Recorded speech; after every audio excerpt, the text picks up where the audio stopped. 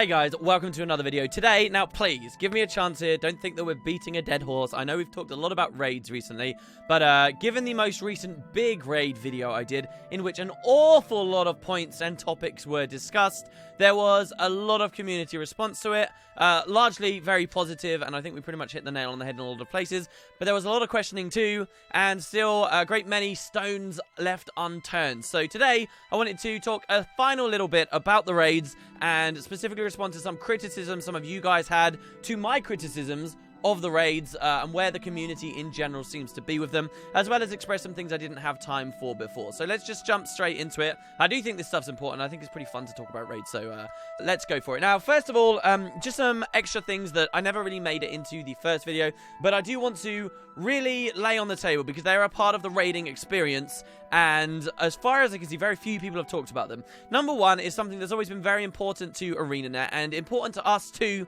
This is the idea of waiting around to have fun. Once upon a time, there was only Guild Wars. There was no Guild Wars 2, and in just Guild Wars, there was a lot of waiting around to have fun. You were either playing with AI, your heroes and henchmen, or you were standing in outposts for ages, waiting not just for like your one monk, but for like your double monk backline, or whatever that specific thing was that you needed. And this didn't just happen in PvE, it also happened heavily in PvP too. The only place you could really consistently quickly get into matches in all of PvP was through the random arenas. Everything else tended to have a lot of setup, and ArenaNet really looked at this when they're making Guild Wars 2, and they tried very hard to make sure that waiting around to have fun wasn't such a thing in this game.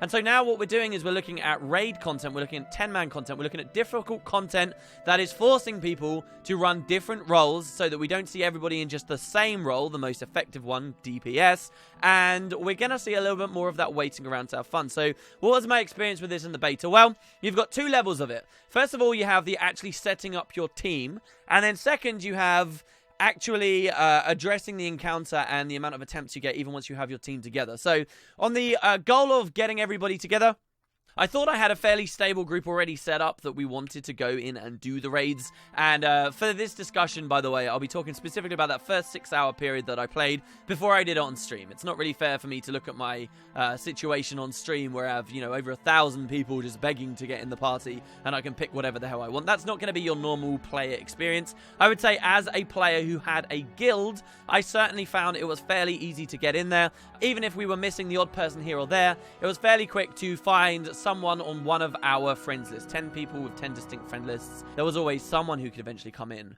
And really, it's not just a problem of when you first roll in, you've got to find those 10 people. But actually as well, because you're now got a 10-man party, and this is very important, there is a much bigger chance that someone in your team is going to leave before you do. I always find this experience in video games when things, you know, get tough or it requires a lot of dedication, a lot of hours to be put in. I'm very rarely that first guy that leaves. And now that I was relying on 9 other people out there to stay as long as I would, eventually, of course, people are like, oh, look, I've got work tomorrow. I've got something important. I've got homework. I've got a test that's coming up. I've got a family out and I've got a funeral. I've got a wedding, whatever. People eventually want to leave. They want to go to bed. And when that happens, of course, you can't keep playing. Now, for us, we did continue to make attempts when it dropped down to that 9-man level and we went to find somebody else. But even if it was a good attempt when you had 9 people, which often we tended to do better with just 9, you would feel kind of sour when that attempt against the boss failed, because you always would have known, oh, if we just had that 10th person, maybe we would have survived. Maybe we wouldn't have wiped at this point. Maybe the health would have been much lower at that point. So that was a little unrewarding. But in general, I would say maybe it's just because the raids are the current big new hotness, and to assess truly how easy it's going to be to get groups, we have to do a couple of months after Heart of Thorn's release, of course. It was actually fairly easy for me, even with a fairly small group. Even if there weren't anyone on our friends lists, there's also the idea of pugging the raids. Now, I don't know how much of the discussion I should go into about the idea of pugging raids. ArenaNet have explicitly said they are for groups of people in voice comms that worked everything together beforehand. But I do believe you can set up a ragtag pug that does this. You can have a TeamSpeak server just owned by someone and then invite a bunch of pugs in and then try and coordinate your stuff. It would be more effort. And certainly in the beta, we saw a lot of people grouping outside the raid. We saw people saying, hey, I am X and I'd like to join. Reminded me a lot of GW1 in some negative ways, actually, where you'd see, you know, a pug setting up outside the entrance to the place and they'd say, all right, we've got our 8 TPS. I'm looking for a druid healer. right? And then they refuse to have anybody come in. So it feels very much more Guild Wars 1-y, but I think that is just something that is going to happen when you push the content up to 10-man, like people were asking for, and when you ask for more distinct roles in combat to make the combat itself more fun. Overall, I didn't see anything super offensive, but it's definitely something to talk about. The other element of this too is just some weird clunkiness with the encounter. See, often it would happen that, of course, over these many hours that I tried to raid, both while I was streaming and while I was actually playing with my guildies, we would fail against the boss. And it would get to this situation where people, all 10 of you in that group, are thinking to yourselves, how can we improve? How can we beat it?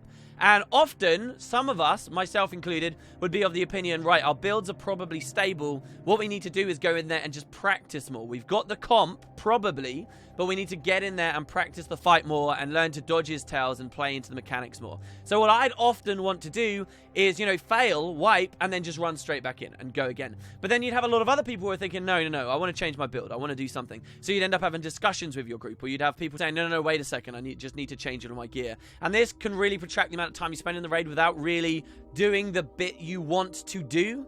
And so that is also an element of things here. It's further exacerbated by some weird clunkiness with the combat mechanics. I often found, you know, if we were in one of these situations where people are putting their heads together and communicating how we can improve, you'll have some guys, all right, that get bored. And instead of standing with the stack, they'll be running around, or they'll walk right up to the edge of the arena because they just want to go and aggro the boss. And unfortunately, with the way that this encounter works, if that one person goes up and aggroes the boss, it starts the enrage timer, it throws up all the walls, it puts everyone in combat, and, you know, it might even kill some players, and suddenly you're on this other huge delay just because people cannot stand still and wait around. And you can argue that this is just, oh, you just need to make sure you're playing with the right people. You need to play with the mature people. But this is, regardless of whether you can say that or not, this is something that's going to affect a lot of people going in. And I think is worthwhile expressing. I think, you know, if there's something really practical, some practical feedback you could give ArenaNet, like a really tangible, obvious thing, I would say they need to address how easy it is to accidentally trigger the boss because someone's bored and wandering around and pissing about, and then, you know, everyone's dead, but one person's left alive and they're in combat and they're AFK, and now nobody can waypoint, nobody can revive themselves, and you're just a bit annoyed because all you really want to be doing is properly fighting the boss. That came up with me a lot, added a little bit of frustration to the experience there. The next thing I wanted to talk about was kind of an updated opinion of mine on the idea of build locking. Now, before the raids came out, I kind of had the perspective that the raids would be a lot like dungeons, where you kind of have a section that you pass through of maybe traps, of a bunch of trash. You move to a boss, you try and kill the boss. If you succeed, then you push further in, there's more trash, another boss. You kill him, you succeed, you push in, there's more trash or whatever, until you get a final boss. And I was kind of thinking it as a long kind of protracted encounter like this. My arguments for favoring build locking were very much based on that people should have one big comp that can kind of clear the whole chunk of stuff together, like that wing. But it really seems that raids do not work this way at all, and the more I think about it, the less I really care a huge amount about build locking. The idea of removing build locking is a little scary and can promote some toxic attitudes where you are not allowed to raid with this guild or this group, because not only do you need a Zerker character for the first encounter, you need a healing character for the second encounter, and that includes a full set of Ascended gear for this character and a full set of Ascended gear for this character. And if you don't have multiple stat sets for each of your toons, you know, that bar, that level, that bar for entry gets higher and higher and higher. While with build locking, you basically just have to set up your healer and you're the designated healer for the group, for example.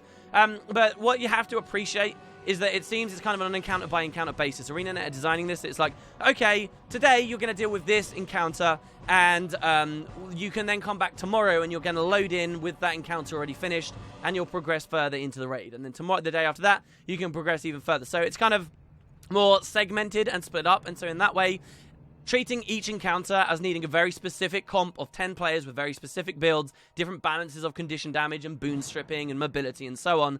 I think with that perspective for the encounters, so that every one ArenaNet make can be tuned to the absolute max, is the way they're going. And build locking, really, it's just not an applicable idea to the way they have made raids, as far as I can see. Next, I want to talk a little bit about enrage timers. Now, there's been a lot of discussion on this, whether they're good, whether they're bad. I stand wholly by what I said before. Without enrage timers, people will just find that middle ground, that really cheesy, basic, obvious comp that can grind through the boss very slowly, but really doesn't have very much risk management to do themselves, and it's basically boring content. I do think that they are an integral part of raids, but I do also agree with the perspective that an enrage timer feels just a little bit cheaty from the devs. You know, it's like, oh, we couldn't design a boss that would just wipe you on its own merits. So we're just going to have this arbitrary thing that forces it to wipe you at some point. I like the idea of it being a little bit more organic, perhaps, where it's not just like a rage that procs at 8 minutes, but rather maybe he gains 100% more damage at 6 minutes, and then 200% more damage at 4 minutes, and then 600% more damage with 2 minutes left on the clock, and then finally the final damage buff at the end. And I appreciate the balance for this encounter. That wouldn't match up 1 for 1. We wouldn't be having the same experience. But that idea of enrage timers, so that it's just this general idea of it slowly getting harder throughout the encounter, and you're just always playing around it rather than just feeling like a flat wall, probably would be more fun. But I think I'm still very much, despite some of the things people have said, I think I'm still very much in favor of the enrage timers. I think it should be impressive to kill the boss, not just impressive to kill the boss fast. And particularly, one of the arguments I see people against enrage timers is they're like saying, oh, because of the rage timer, we are forced to run Zerk or high glassy stuff. There's actually nothing wrong with that. So there was a comment here that highlights my point a little bit better here from Din 2 days ago, who says, even if the Berserker meta is over, a more complex but similarly rigid meta will just emerge instead. As long as the scaling and balancing is so ghetto and exploitable, there is no escaping metas in this game. Come back to this video a year from now and you will see for yourself. So here's my opinion on the whole Zerk meta moving away, and I want to put it in a different light for you guys so that you understand. The idea isn't that they're going to shatter some notion of a meta and there are all these wild varying comps that will be able to clear the content. There will always be an optimum way of dealing with things. There may be a collection of optimal ways of dealing with things depending on the individual player's playstyles. If you hit like a razor thin line of balance, but there's always going to be an optimal, and it's not just a question of Guild Wars 2, it's just the nature of us as people finding what the best thing is that makes it easiest for us and using that, okay? The idea here isn't to destroy the idea of a meta. The idea is to replace the Zerker meta, something that really only caters heavily to one playstyle, the DPS-y playstyle, the idea that everyone is responsible for doing a lot of damage, and usually when you're supporting your allies, it's that you're supporting them do even more damage. It's the idea of changing that to a meta where there are more playstyles available for play. So the person who wants to feel like that high control tanky dude actually can have a place, and the person who wants to be a dedicated support character actually also has a place in the meta. It's shifting it to a more balanced meta. It will still be the optimum thing to do, but that's what's important, and that's why people are arguing for a shift. And so, back to the enrage timer thing, and people saying, oh, you know, enrage timers suck because it's still going to force people to run glassy stuff. The idea isn't to just kick people who like doing damage out of the game altogether. They should still have a place. And I would argue, actually, they should have a majority place. Because in most games where you do find like a hard trinity, the role that is easiest to fill are people who are DPSing.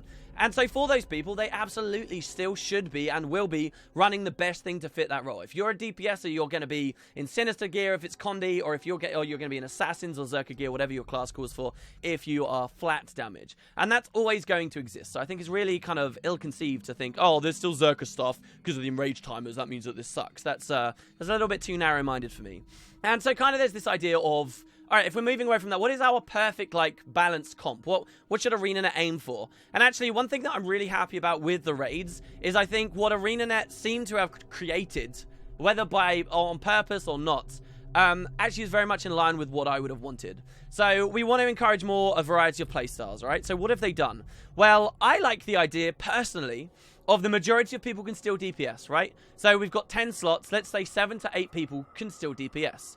Out of those DPSs, I think some of them should have a place as condition damage people, and some of them should have a place as flat damage people. So let's say there's a bit of a split. Let's say there are 8 DPSs, and we're going to have 3 of them on Condi, and 5 of them on flat damage. So you've got a good balance there.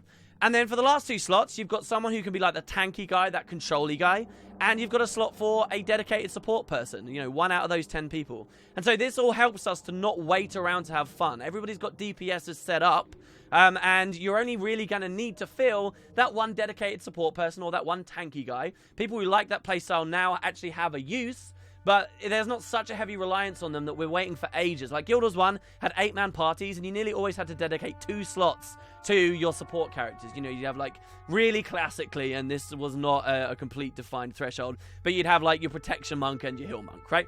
And filling those 2 slots every time could be a real pain.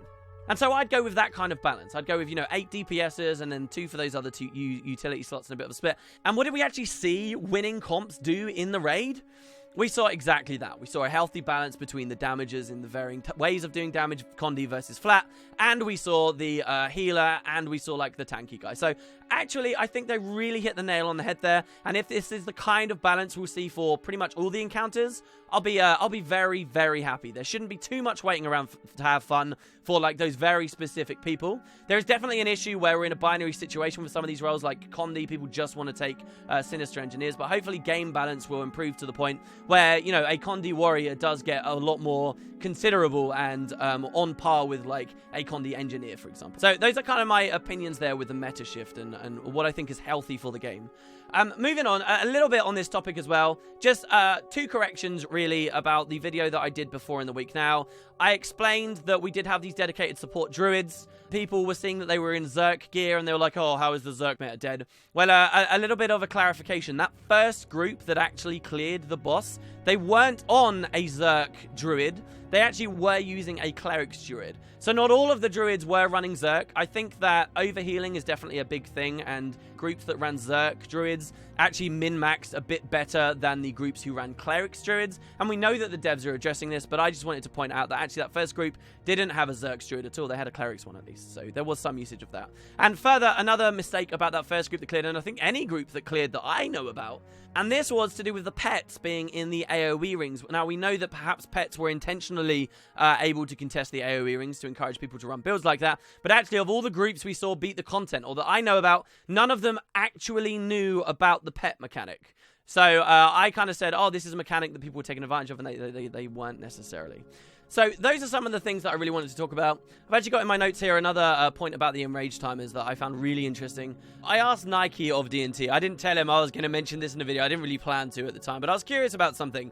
We had 20 million-ish, 22 million health to get through in 8 minutes, and I was kind of curious, you know, how close is that in terms of, like, if you had the perfect comp with the perfect players, that there were no mechanics to deal with, you had complete robots who were doing the absolute perfect rotations, what in theory is the max damage a team of 10 people can do over 8 minutes? And he gave me kind of a ballpark answer based on the idea of engineers, Sinister Engineers currently being very high, and Alacrity being really beneficial to them because they have a lot of abilities and they don't rely on auto attacks very much for their damage. And theoretically, he gave me around 250k. Now, let's not go too hard on that. Let's be really conservative. Let's say you could do 200,000 damage a second with the perfect comp, assuming there was no other mechanics to get to. This would actually mean, for some perspective, right?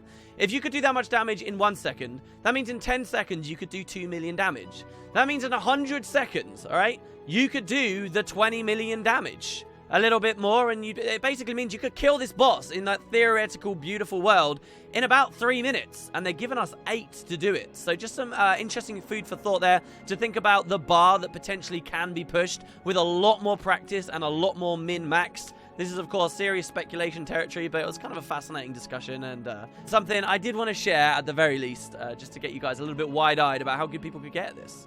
So that's pretty much the main stuff that I wanted to talk about, but there were a few other things that people were talking about an awful lot. So first, on the idea of difficulty, a lot of people were saying, oh, look, because somebody cleared it, it's not really that hard. Specifically, I saw this comment a lot, okay, that, oh, you can practice the encounter, and it's not really hard because you're going to be able to learn how to do the stuff, and then after a while, everybody's just going to have them farm and clear it. So the idea of having it on farm is getting good enough at the encounter as a team that there's not too much risk there or failure, that you can do it consistently, you can kill the boss, and then you can move on. And I'd actually argue that just because eventually people might be able to get these things on farm, it doesn't make it easy content. There's always going to be a point where your group of 10 people have practiced and have the understanding and the capability of finishing it. That's where the fun eventually comes in. You're kind of losing a little bit of perspective, I would say, guys, if you're thinking just because it's theoretically clearable and consistently clearable that it's somehow bad content. If you're thinking of something that will never be able to be on farm, I'd argue the only way that they're going to be able to accomplish that is to have some really ridiculous RNG nonsense there, and that will just kill the game type. A legendary armor as a reward or not, I don't think that's going to be a healthy place for the game. The point is that eventually, yes, for that group that has been playing it for months and dedicated themselves to those encounters in that first wing or whatever, then those people will find it easier, but that doesn't make the content easy because they went through such a long process of practice. And maybe if they don't keep their game up as well, you know, they leave the game, they come back after a year, they're still going to struggle. And that's something that's really good about Guild Wars 2, because there is no gear grind, there is no gear treadmill, there is no, oh, I'll quit the game and then come back 3 years later and I'll just get better gear and destroy the raids anyway. You can practice a raid, get really good at it with a group, leave for a year, come back and have that experience all over again. Which actually, not many MMOs offer at all, so that's pretty cool. Another big thing, in fact, this was probably the main thing people talk to me about, Randomly Zero Deliberate says, nice video, but I guess my issue with this video is you are mad about the encounter not including certain mechanics. It was the first encounter, as you said, and they cannot overload one fight with every mechanic in the game, or every fight would be the same, not counting player placement and stuff like that. And so what this is in reference to, guys, is at the end of the video, I said, you know, I was a little upset that blinds and reflects and certain mechanics, because it was actually a very narrow fight, still didn't have a place. And I didn't like the idea that we had just traded blinds and reflects and so on for, you know, dedicated support. And now these things were going to be totally invalidated mechanics. And don't get me wrong, this idea that, yes, it's the first encounter, I absolutely understood. Before I went into that discussion at the end of that video, I did actually say, no, remember, this is just the first encounter, blah, blah, blah, blah, blah. So this is something that I absolutely understand. It is just the first encounter, that's right. And they can have a future encounter that has way more stuff that is necessary for reflects. I'm curious about this idea of like a super battle that does need everything, but you're right, that shouldn't be every individual encounter. It shouldn't require every single thing. There is such a thing as overloading on mechanics, and that is something I appreciate. And I don't think, for what it's worth, I sounded mad about that before. It's just something that I would like to see addressed. Lastly, guys, we've got these 3 comments, okay, and this is on the idea of ascended gear, and I just want to touch on this a little bit. The Joe Dude, the Fire Joe, says, well, rest in peace those people that don't have ascended gear. Good game, ArenaNet, looking away content for people without tons of stuff already. Firefly Firefry says, guess I'm done with the game and Guild Wars 2 after 10 years of play then. If ascended gear is a requirement for the majority of this content, I'll save my money. I don't have the time sink for gear grind. Sad days. Blade025 says, we all know you're a part of the Ascended Master Race, but it would have been nice to see you be a bit more objective in this video and address the problem, yes, it is a problem, of ascended gear as a hard gate to raids. Alright, so this absolutely is a topic. I personally am biased. I am in a position where I've played a lot of Guild Wars 2, and yeah, I've got ascended gear coming out of my ass at this point. But I appreciate not everybody has that opinion. And let's take a step back. Let's try and be as objective as we can, and have a real little talk about how ascended gear really fits into the game. There are a few things that I resent some detractors of Ascended Gear come out with. They say, like, it's super grindy and it's a lot of effort. Well, actually, I think ArenaNet have been very smart about the way they do Ascended Gear. To get Ascended Gear, you are forced, yes, to put in a lot of effort, but can we really say it's grindy effort when you're actually encouraged to go to pretty much every content stream that PvE has to offer? You're encouraged to do guild missions, to do fractals, to do crafting, to do world boss chains for Dragonite Ore, to get champion boxes for Bloodstone Dust, to get jumping puzzles and dungeons and stuff for Imperial Fragments. I think that Ascended Gear is actually designed in a way that makes it fairly engaging to get that full set. And as a failsafe, if you don't like that you're being encouraged so much to go to one of these alternate content streams for that last 5% worth of stats, then they have the backup plan of laurels. All you have to do is log in, collect your login rewards, get a bunch of free laurels, and they've specifically designed it so a ton of that stuff you can get is just through spending laurels, which are handed to you for free just from being dedicated to the game for a while. So is the system really that bad? There's a big part of me that kind of thinks this, right, with these comments that just came out. And seriously sit down and think about this, guys. What demographic of people actually exists out there that is only going to buy Heart of Thorns based purely on their ability to do the raids? This content stream that is advertised as being some epic, super hardcore, you know, huge time sink kind of content, right? They are only going to buy Heart of Thorns based on that. And yet these same people also don't have time to get Ascended Gear, which most active players of Guild Wars 2 now already have full sets of, and kind of, I would say, have an opinion closer to mine that it's not the worst thing in the world to get. How big is that demographic of people? And I honestly think that demographic of people cannot be that large. If you don't have the time to get Ascended Gear, then how are you going to have time to do all of the raid stuff and to find a community, embed yourself in that community of other people to practice it for hours and hours on end? I don't think there are too many people out there. You may be listening and think, Wood and Potatoes, I'm exactly that guy. But I don't think you are such a huge demographic that ArenaNet should design content that can be cleared in less than optimal gear, so that the people who do have optimal gear can clear it easily, and then it doesn't cater to those people at all who actually wanted the difficult stuff. In the end, this is content that is supposed to appease those people who play the game a lot and already have everything and want to be able to push it to its limits, their skill, their gear, everything to its limit, and still have something challenging and fun. And any alternate scenario where you design this content around exotic gear doesn't provide that. But I am curious about this idea. How hard is Ascended gear to get? I'd love to hear your comments on it. And specifically, what I'd like to tell you guys I'm going to do is after our next permadeath hardcore character on my stream, I'm going to create a new account. And with that new account, not free to play, people with Heart of Thorns anyway can't be free to play accounts. And I want access to the TP and stuff. I'm going to have a new fresh account. And I'm going to see how long it takes me to go from 0 to full Ascended. At least weapons and trinkets. As armor is such a marginal stat difference that, you know, it may really not matter for raids. I would argue it's not a hard gate at all. But that's going to be a pretty interesting experiment. I wonder what your guys' experience with that kind of stuff is. Let me know your thought about the raid talk for today. This is probably some of the last I'll talk about raids for a while. But I'll be actively in the comments, and we will see how things roll. Thanks very much for watching, guys. I'll see you tomorrow.